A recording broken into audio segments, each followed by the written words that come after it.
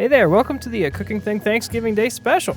You know, it's a magical time of year, right between Halloween and Christmas, where no lawn ornaments are socially acceptable. All the streets are fallish and cold, and Boston's angry. Friends are coming by and knocking on your door for a Friendsgiving, and hey, I got guests today. That's right, the gang's all here, including our very good friend and musical guest, Ezra Jones, who is probably not related to Nora Jones. Mr. Music, why don't you give us a little taste? Alright, that's enough of that. The best thing about Friendsgiving is I don't have to make everything myself, but I do have to make some things. So I'm doing a sausage, apple, and sage stuffing. Try saying that 6 times fast. Which starts, as many things do, with a baguette. Just like that weird scene in Twin Peaks. It's a baguette with brie and butter. Oh, yeah. How did he get all the way from France and it's still fresh? Whatever, that's not important. We need to dice this bad boy up and get it on a baking tray. Sprinkle it with a little olive oil and then it's into the oven at 300 Fahrenheit for 15 to 20 minutes or so. We just want to dry it out, maybe a little bit of color, nothing crazy though. Now, speaking of France, it's time to prepare our mise en place. So we're dicing up half a sweet onion, thinly slicing 2 to 3 stalks of celery, and peeling and chopping 1 to 2 medium-ish carrots, I guess. Okay, that's what we call a mirepoix. And it's done. But we're also going to very finely dice an apple, which for some reason I have a weird dissociative memories connected to. You know, compote, baked apples. Oof, long day in the kitchen, huh? I need a bit of a change of scenery. How about over to the stovetop? I have a cast iron Dutch oven with a splash of olive oil on medium heat, to which we're adding half a pound of pork sausage. And since we prefer food that's safe to eat, I'm going to fully cook it. Now feels like as good a time as ever to toss in our mirepoix and apples. Oops, a little garlic too, that makes sense, and seasonings. I'm using a little bit of fresh thyme, some rosemary, and obviously that sage I talked about so much in the beginning. Remember that? Fond memories. Anyway, let's cook that for about 15 minutes until the vegetables develop a little bit of softness and the whole thing is wildly aromatic. Then we're dumping our crouton-esque bread clumps into the pot. Then we just need to give an egg a stir and talking to before tossing that in and mixing the whole thing thoroughly. Alright, I'm feeling a little footloose, I'm feeling potentially fancy-free, jury's still out, I don't know, we'll see. But we're going to do exactly what we're supposed to do here, and we're going to add 2 cups of chicken broth. That feels about right, don't want to overdo it. The oven should be on 375, and we need to get this stuff into the ing, which in this case is a baking pan, I guess. That goes in for 45 to 50 minutes until it's developed a rich, warm color, and it's also rich and warm. Alright, that's going to take some time, so while I invest in a little holiday cheer, bourbon, let's check in on our good friend Caelan, creator of the Ferd and the Infinite World webcomic, who I'm pretty sure was yelling something about mashed potatoes earlier. Oh boy, that doesn't instill confidence. Hey there, viewers at home, or viewers in your car on your lunch break. Sorry you can't eat in the break room. Tony's in there and I know how he can be. He's always asking me if I want to go jet skiing with his wife, and I'm like, okay, Tony, when do you want the 3 of us to go? And then he just sort of implied that it was going to be like just me and his wife, and I was like, all right, Tony, listen, I don't know what you think I'm here to do, but the answer is make mashed potatoes, so let's get to it. It's so early to be regretting letting you do this segment. First step is going to be to go into your fridge and take out the potatoes, making sure to avoid all the other miscellaneous food objects that have been in there for long enough that I'm scared to touch them, for fear of what they may become. Hey buddy, when's the last time you cleaned out that fridge? You'll notice I'm using smaller potatoes than normal, and there's no real rhyme or reason for this. I just think they're neat. Yeah, I think they're neat too. Turn up that stove to a good...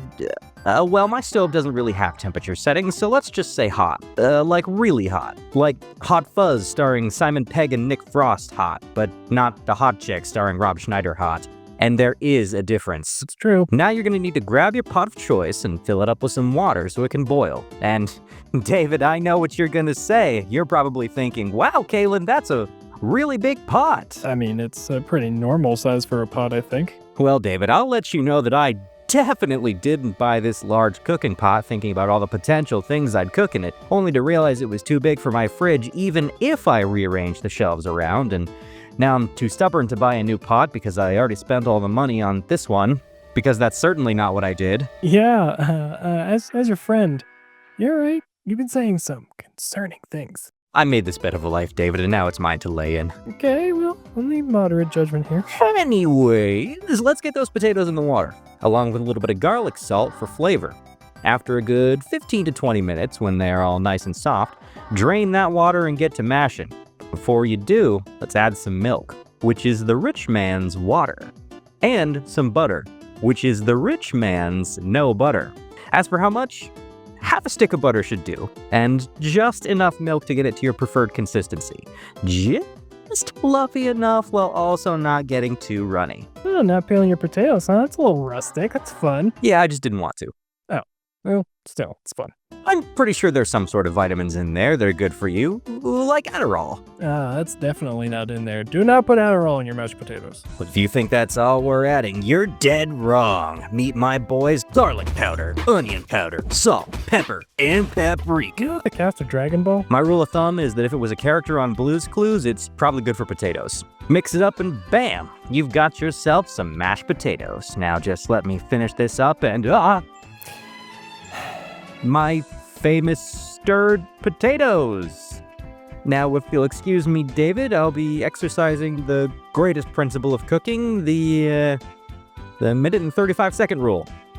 I'm so frightened by your choices, but I really couldn't look away. The images are permanently burned into my memory. Anyway, stuffing is done, and would you look at that, it's a thing of beauty. But what is Thanksgiving dinner without sweet potatoes? I asked another good friend to make some roasted sweet potatoes, and oh well, golly gee, that must be them now. Why, if it isn't YouTube's own Mr. Weirdology. So, roasted sweet potatoes, huh? Oh, yeah, no, I didn't bring that. Sorry, what, you didn't bring them? That's yeah, weird. no, actually, yeah, David, we need to talk. Okay. Roasted sweet potatoes? Yeah. Are you kidding me? I thought they'd be a good addition to the table, you know? So you bring me on for a guest spot on your little show, and all you want me to do is throw potatoes in an oven for 20 minutes? It's like 45. Are you trying to make it look like that's all I'm capable of? I mean, are you? Of course I'm capable of doing more. Okay. I made sweet potato casserole, David. Like an actual civilized human being. That should be fine, right? Yeah, no, I mean, that's fine. It's just, I thought roasted sweet potatoes might... Today we're gonna be making a classic Thanksgiving treat, sweet potato casserole. Now, as we always say on this channel, let's get cooking, shall we? Wait, did you make that graphic yourself? We don't have a catchphrase. You've never been on this show. Good one, David. Anyway, grab a pot of water and bring it to a boil at medium to high heat. Then it's time to grab your sweet potatoes and get to chopping. What are you doing? Shut up.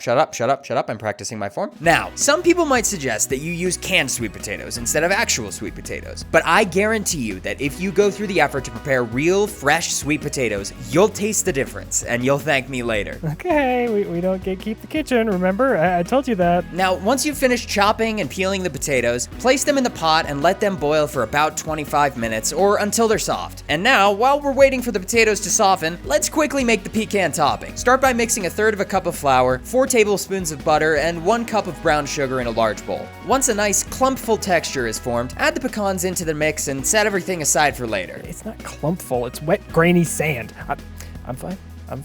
Also, did you say pecans or pecans? Well, what perfect timing. It looks like the potatoes are finished boiling. Once the potatoes have cooled down a bit, add them to a large bowl alongside 4 tablespoons of butter, a 1/2 cup of brown sugar, 1 teaspoon of vanilla extract that I definitely didn't forget to add into this mixture, and 1 teaspoon of cinnamon. Mash the contents together until you've got a nice smooth consistency, then add the potato mixture onto a baking dish, spreading it evenly on top of the graham cracker crust you prepared in advance. Wait, graham cracker crust?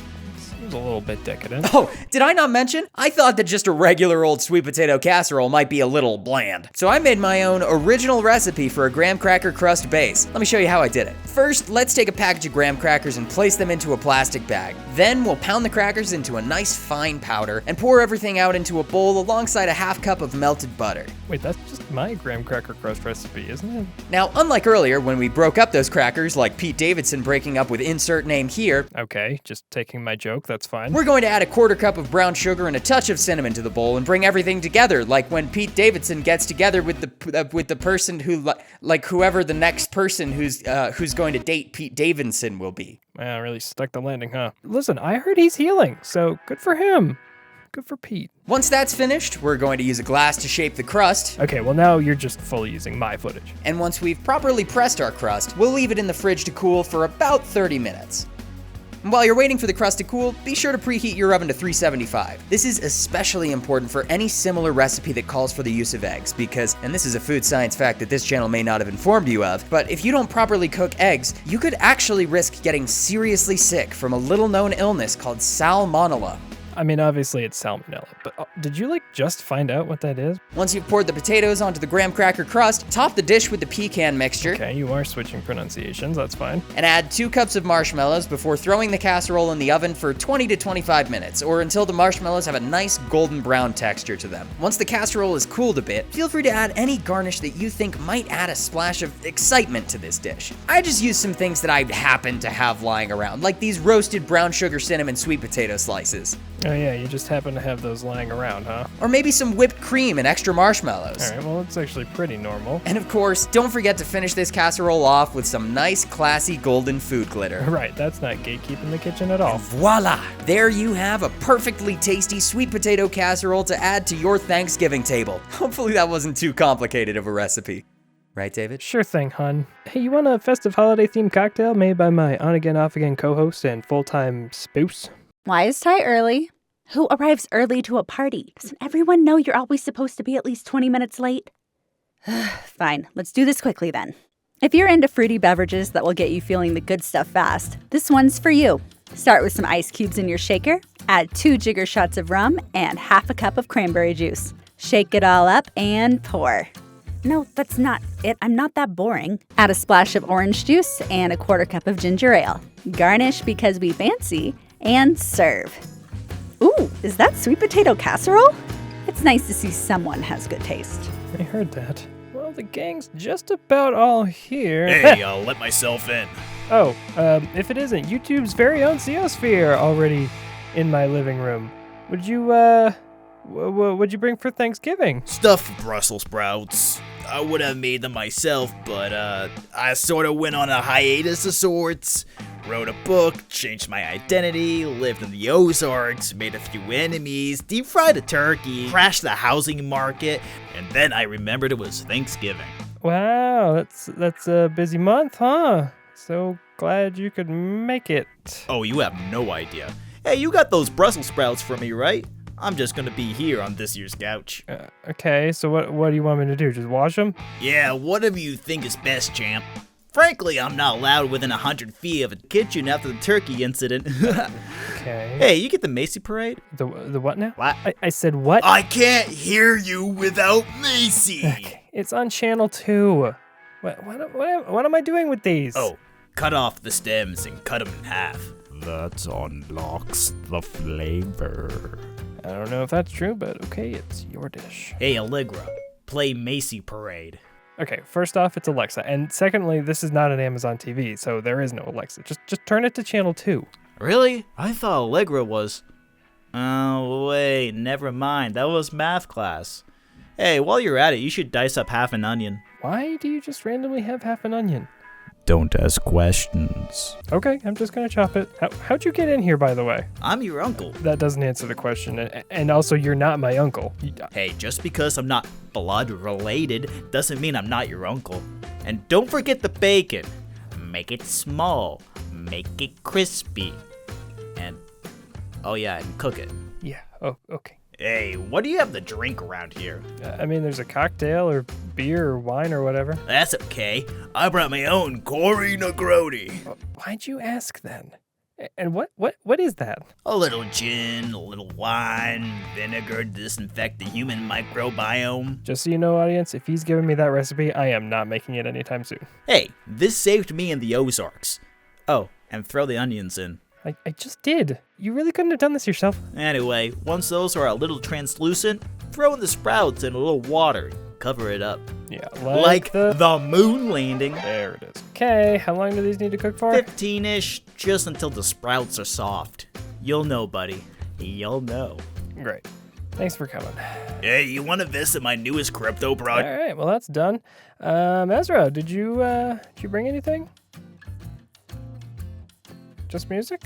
Okay, no worries. Ambience is important too. No, that's fine. I can do a quick cranberry sauce. Yeah, no problem. You want to take us on a little musical journey while I do that?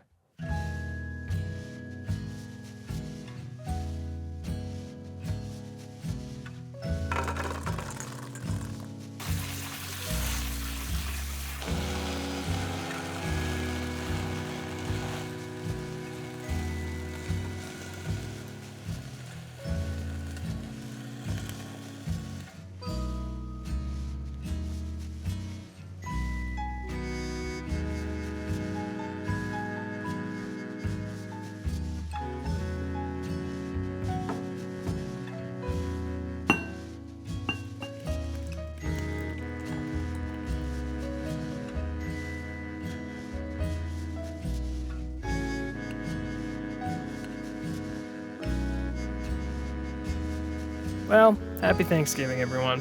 Especially you, the audience.